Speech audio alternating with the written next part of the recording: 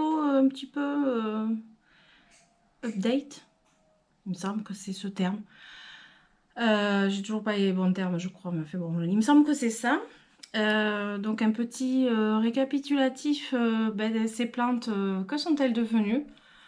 J'en ai des choses à vous dire. Du bon et du moins bon. Donc je pense que je vais commencer par le moins bon. Le moins bon. Le pire du pire. Je vais commencer par mon orchidée Vanda que j'ai eu courant décembre. Je l'avais montré lors d'une vidéo. Je vous mettrai le lien. C'était quoi le titre de la vidéo? Je vous marquerai en bas sur le petit écran ou dans le i. J'essaie de savoir de quel côté le i il est. Le i, je ne l'ai pas encore utilisé. J'apprends. Voilà, chaque chose en son temps. Du coup, ou alors dans la barre... c'est pas la barre d'infos, enfin en dessous, enfin voilà. Je vous mettrai les liens des vidéos que je parle parce que voilà, j'ai pas tous les titres en tête. Donc la fameuse orchidée Vanda que j'ai plus. J'ai plus et je vais vous mettre une petite... je vais vous insérer une petite vidéo juste avant sa disparition complète.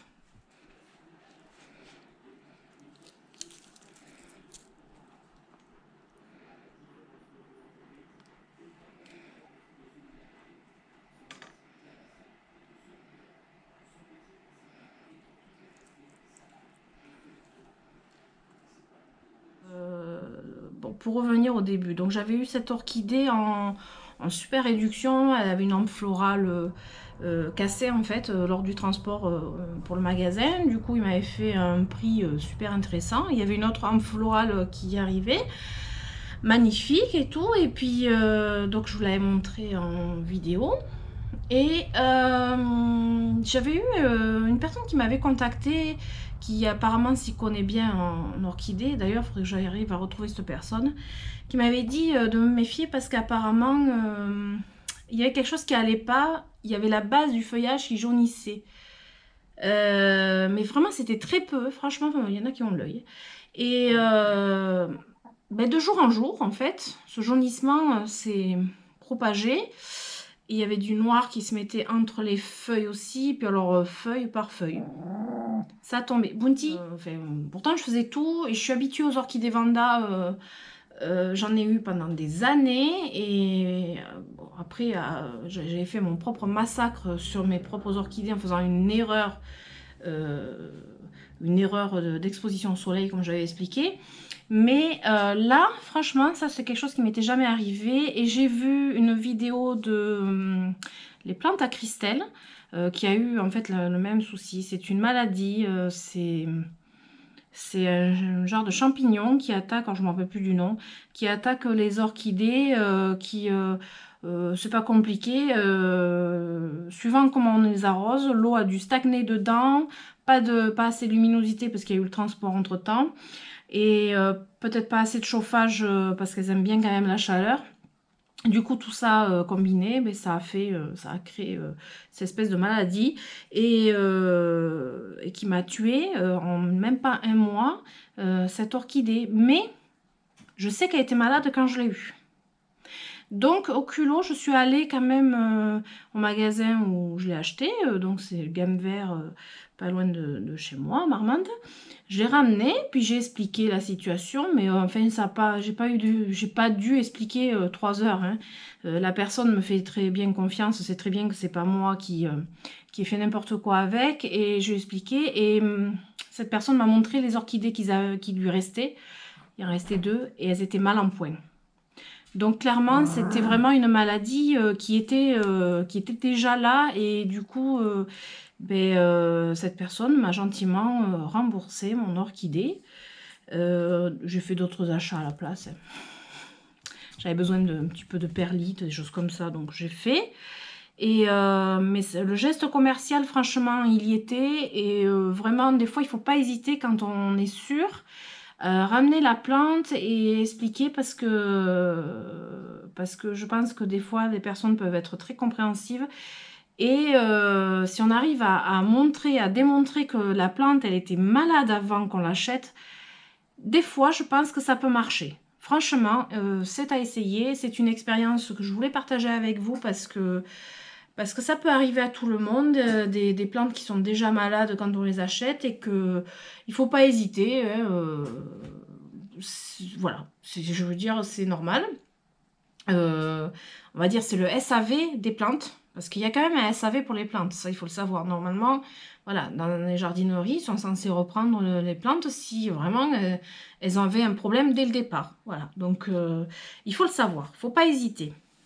Donc ça, c'était mon truc catastrophe. De toute façon, si vous voyez entre-temps, là, je vais vous mettre la petite vidéo où je montre.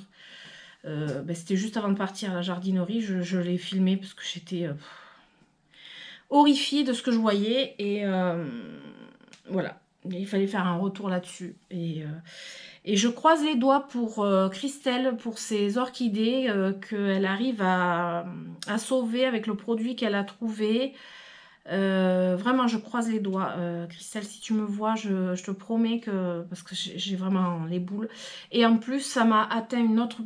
la petite... le bébé orchidée que j'avais, une Vanda aussi, ça me l'a atteint. Et elle, ça a été vite plié. Là, il reste une feuille. Et elle est de côté. Puis voilà, je suis dégoûtée. Voilà, donc ça c'était l'histoire de l'orchidée Vanda qui m'a duré à peu près 5-6 minutes d'explication quand même. Après j'ai d'autres, alors je vais faire que les mauvais trucs. Voilà, alors j'avais aussi une Awarsia dans un gros pot. Voilà, ça c'est ce qui me reste. Et encore là, si je vous montre, je viens de renverser le pot, j'ai la moitié de la terre à côté. Fallait bien que je fasse ma bêtise du jour. C'est pas compliqué, le pot, bon, il n'était pas percé, donc je le savais. Cette plante, elle a vécu quand même le confinement enfermée dans le supermarché où j'avais acheté, donc il y avait plein de bébés et tout. Et moi, j'arrive, 3 cuillères à café d'eau. C'est pas énorme, hein, 3 cuillères à café d'eau, c'est pas... Vous allez me dire, c'est vraiment pas grand-chose. Ah ben oui, puis ça suffit à laisser pourrir. Voilà. Donc, tout était décomposé et il me restait que ça. Et du coup, j'avais fait le rempotage en même temps que dans la vidéo Blabla Plante Confidence, c'était les petits bouts de chou que j'ai rempotés qui me restaient. Donc voilà. Après, dans les choses qui vont pas moyennement, on va dire. J'ai mon Rhaphidophora Tetrasperma que j'avais rempoté lors d'un Blabla Plante rempotage. Il n'a pas bien vécu son rempotage. Il n'a pas super bien vécu. C'est-à-dire que là, en fait, je vais essayer de vous tourner sans vous secouer de trop. Voilà, il a perdu les 3/4 de ses feuilles. Voilà. Donc, il a vraiment très, très mal vécu. Alors, les tiges sont toujours saines, par contre. Hein, là, voilà. Alors, je pense pas... Enfin, je sais... Comment vous expliquer? Bon, le problème, c'est que dès le départ, cette plante, elle a été fragilisée par quelque chose. Je vous avais montré, elle a été fragilisée par quelque chose. J'ai choisi de la rempoter en hiver. Déjà pas bon. J'ai changé tout le substrat, mais c'est de manière radicale. Et en plus de ça, je l'ai tutoré. Ça fait beaucoup de choc pour la pauvre plante, quoi. Donc, ce qui s'est passé, alors je l'ai arrosé, comme je fais d'habitude avec quand je rempote mes plantes, j'arrose. Sauf que ce que j'avais pas, comme je connais pas ce substrat, je suis pas habituée, le substrat racée intermédiaire, il y a de la sphène dedans. Et je pense que pendant les 48 premières heures, l'eau ne s'est pas évacuée assez rapidement, a stagné au niveau des racines, surtout que bon, j'avais quand même défait le chignon et tout des racines. Et c'est pas compliqué, tous les jours, minimum une feuille jaune, mais tous les jours, hein, tous les jours, une feuille en moins, minimum, voire 2, voire 3, enfin...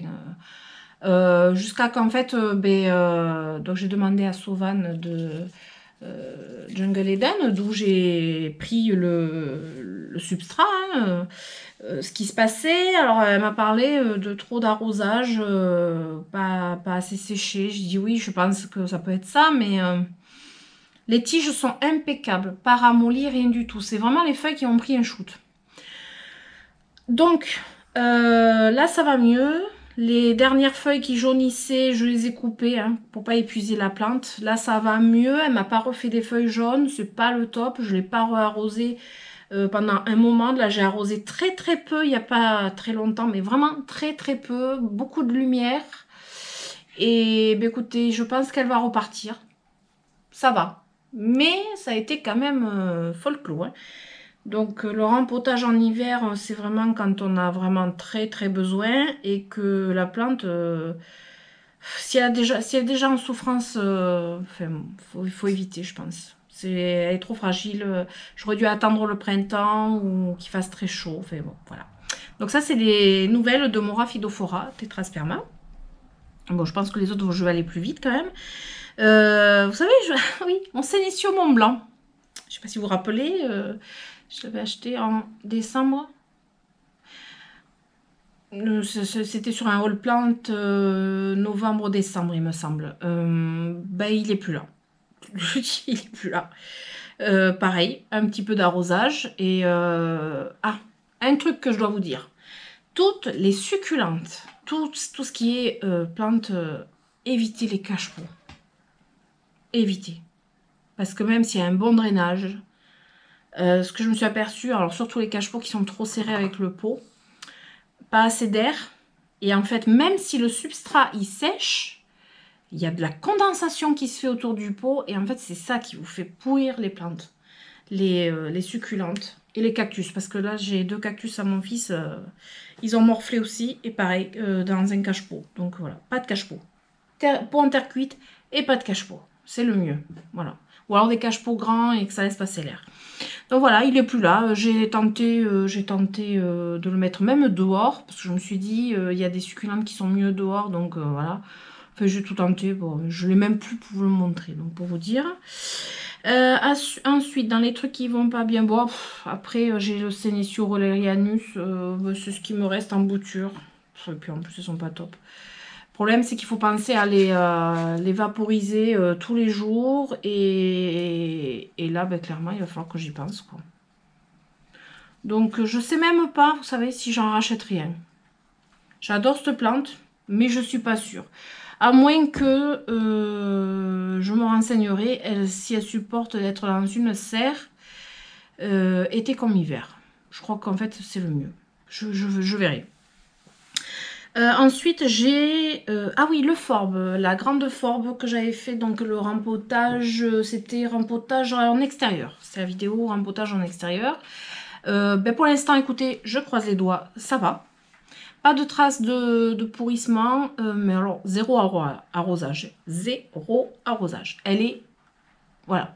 Et vous savez, la bouture de mon Euphorbia Lactea White Ghost, quand je l'ai mise en terre... Et c'était septembre, je crois. C'est une bouture non racinée. Je l'ai mise dans le pot, telle qu'elle. Je ne l'ai jamais arrosée depuis. Et elle est superbe. Je suis sûre que si je mets une cuillère à café d'eau, je vais me la faire pourrir. Donc mes euphorbes là, elles sont pas du tout arrosées. L'hygrométrie est assez... je pense qu'il y a assez d'humidité dans l'air pour qu'en fait elle pompe, voilà. Et puis j'attends que si ça flétrit, ben, je mettrai de l'eau, mais sous haute surveillance. Séchage rapide, donc voilà, faut trouver... J'ai pas de tapis chauffant, j'ai pas trop l'intention d'en acheter un, je sais pas trop. C'est la grande mode en ce moment, les tapis chauffants, mais je pense que bon... si on fait bien les choses, je pense qu'il n'y en a pas besoin. Je sais pas, en fait. Je verrai. Parce que, ouais, je verrai. Je pense que je vais voir ça quand même. Après, il me restait... Ah oui, le Fatsia japonica. Alors, le Fatsia japonica, je ne l'ai pas avec moi, mais je l'ai toujours. J'ai eu une attaque d'acarienne dessus, araignée rouge. C'était moche. C'est la première fois que je voyais ça. C'était moche, mais c'était rouge, hein, vraiment. Et en fait, j'en avais 2. J'en avais un à la salle de bain. Alors celui-là, il s'est pris une ch'touille avec le chauffage. Voilà. Pas de Fatsia japonica dans une salle de bain quand il y a le chauffage. C'est pas la peine.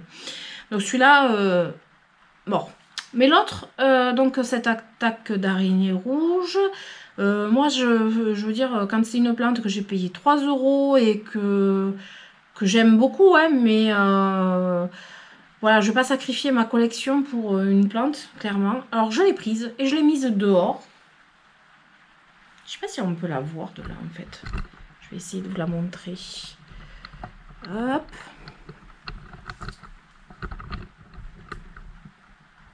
Voilà. Vous la voyez au fond? Elle est sur mon... à côté du barbecue, sur ma plancha. Elle est là, dehors, en fait. Voilà. Hop. Je vous remets en place. Désolée pour le petit tour de manège. Et en fait, je l'ai mise dehors. À l'abri du gel. Bien arrosée. Et bien écoutez, c'est radical. Les araignées rouges, il n'y en a plus. Il y a eu du gel. On a eu jusqu'à -5. Mais franchement, elle est superbe. Alors, le Fatsia japonica, c'est pas une plante d'intérieur pour moi. C'est une plante, celle-là, je pense que je vais même la mettre en terre directement. Soit dans un gros pot que je me mettrai dans la serre, soit en terre, parce que, voilà, du -5 degrés, du vent. Alors, on a eu la tempête il y a 2 jours de ça, les feuilles, elles faisaient comme ça. Elle fait sa vie, très bien, pas cassée, rien du tout. Donc, Fatsia japonica, si vous avez un souci avec, vous foutez dehors, puis c'est bon. Excusez-moi l'expression, mais... Et ensuite, ah bah oui, mais maintenant on va faire dans les bons trucs là. Ah non, j'ai encore ça, oui. Oh. Mon alocasia zebrina, ben, je crois qu'elle est partie au dodo en fait. Elle est partie au dodo. Je vais couper. Elle est partie au dodo, après elle est toute petite. Donc il faut que je voie ben, le bulbe, comment il est. Et puis je vais faire quick et puis je vais la remiser. Puis je verrai bien. Je verrai bien ce que ça va donner, quoi. Petite alocasia zebrina, donc voilà. Après, je sais pas si je vous avais montré mon orchidée bijou, Ludisia discolore. Ben, elle va bien. Elle est toujours en sphaigne. Elle va bien, mais j'ai pas encore... parce que quand on avait fait le live Instagram avec les filles, les autres youtubeuses, j'ai parlé de cette plante aussi. Et je voudrais la mettre, changer son substrat, sauf que ben, j'attends les beaux jours en fait. Tant qu'elle est bien, voilà, je fais attention à ce que la sphaigne reste humide et elle va très bien. Et les 2 autres boutures qui sont sous serre vont très bien aussi, donc j'attends. J'attends, mais je le ferai tranquillement, voilà. Après, je sens qu'Haribo va aboyer. Haribo, tu n'aboies pas, hein? Ben non. Voilà. Je voulais vous montrer aussi, alors ça c'est tout mimi, c'est mes petits oxalis quand j'avais fait mon blabla plante rempotage, c'était en même temps que le Rhaphidophora tetrasperma. Vous savez les petits bouquets. Alors, attendez, je vais vous montrer en fait. Je vais vous montrer. Alors voilà ce que je voulais dire en fait, les bouquets comme ça. Je pense que vous vous rappelez, si vous n'avez pas vu cette vidéo, allez la voir, c'est pas mal de voir après ben, ce qu'on peut faire. Donc j'avais 2 petits bouquets comme ça, racinés, d'oxalis pourpre. Et je les ai mis dans un mélange perlite, vermiculite et un petit peu de terreau, mais plus de perlite vermiculite. Toujours humide et... bah, écoutez, ça pousse bien. Et en plus, c'est trop mignon parce que en fait, ils commencent... Au début, ils sont verts. Je sais pas si vous pouvez voir. Là, au début, ils sont verts. Et ils virent au pourpre. Là, regardez celui-là. Voilà, ils virent au pourpre. Et les 2 pots. Voilà, petit à petit. Regardez comme c'est vraiment hyper choupinou. Les tout petits comme ça qui arrivent. Vous voyez, en fait, ils sont verts et après, ils sont pourpres. Donc ça marche super bien. Donc si vous avez des oxalis qui ont raciné dans des vases, ben celui-ci je vais le passer aussi en pot. J'avais fait le test, j'avais gardé quand même un vase parce qu'au cas où si j'arrivais pas. Et ça marche très bien. Donc voilà, ça c'était la bonne nouvelle. La bonne nouvelle. Petit truc que je voulais vous montrer, c'est mon bulbe de Stéphania erecta parce que j'ai vu qu'il y avait beaucoup de personnes qui l'avaient planté. Et moi, il est toujours là. Il est toujours là, dans une enveloppe craft, au frais, à l'abri de la lumière. Et je ne le planterai pas maintenant, parce que j'ai voulu voir un petit peu chez tout le monde, tous ceux qui avaient planté, ben, soit ils poussent pas, soit ils commencent à pousser très légèrement. Et je sais que de toute façon, c'est une plante qui a besoin de beaucoup de chaleur pour pousser, ben, de ne pas pourrir déjà quand on la met dans un substrat et pour pousser tout simplement. Donc deux options, soit je la mets au printemps et ben, j'achète le fameux tapis chauffant, euh, on verra. Et je la mets plein pour les gamelles pour qu'au beau jour, voilà. Soit j'attends encore un petit peu plus et que ce soit vraiment l'été. Et là, je me la mets avec la chaleur dehors ou voilà, quand il fait 40 degrés. Et là, je sais que ça marchera. Voilà, donc je suis patiente, j'attends. Mais voilà, pour les personnes qui ont ouais, un Stéphania erecta ben, qui dort encore, c'est normal, il fait pas assez chaud. C'est pas fait pour être planté maintenant. Donc voilà. Si ça peut vous rassurer ou vous aider à prendre une décision, est-ce que je plante maintenant ou est-ce que je plante pas? Voilà, moi je fais pas maintenant. Donc ben, j'ai fait le tour de mes plantes. C'était un update de toutes. Parce qu'on me demandait ce qu'elles deviennent. Et puis l'orchidée Vanda, il fallait vraiment faire ça parce que terrible. Donc voilà, si vous avez aimé cette vidéo, ah ben non, attendez, je voulais aussi vous parler d'un truc. Ben oui, parce que j'ai loupé dans l'autre vidéo d'avant, vous en parler. Je sais pas si vous avez vu, j'ai changé mon petit logo de la chaîne. J'ai réussi à faire, je me suis bien amusée d'ailleurs c'est avec l'application Canva. J'ai fait un petit logo et du coup, je voulais vous en parler, mais à chaque fois je zappe. J'ai fait ce petit logo. Alors, il y a une poupée Kokeshi, c'est une petite poupée japonaise. Et ben, il y a Léonard, le petit chat, et puis il y a ma Monstera, et voilà. Et pour moi, ça me représente beaucoup parce que la poupée Kokeshi, ben, déjà j'ai des tatouages partout de poupée Kokeshi. J'en fais la collection. Un jour, je vous les montrerai. J'en fais la collection et puis en plus, vous avez vu, je l'ai faite rousse, coupe au carré. Enfin voilà, tout ce que j'aime.